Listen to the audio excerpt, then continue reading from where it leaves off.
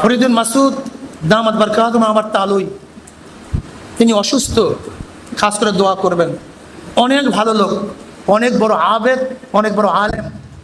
তাকে ইসলামের দুশ্মনেরা তোহমাত দেয়, অমুকের দালাল তমুকের দালাল। ফরিদুল মাসুদ আল্লাহ আল্লাহ রসুলের দালাল, অন্য কাউ দালালি ফরিদুল মাসুদ কাউ স্বার্থ সিদ্ধি করে না। যদি এই মাদ্রাসার দিকে, এই প্রতিষ্ঠানের দিকে কেউ চোখ তুলতে চান, আপনি ভাবেন না আপনার চোখ আপনার সাথে থাকবে, তেমন চোখ পুড়িয়ে গেছে।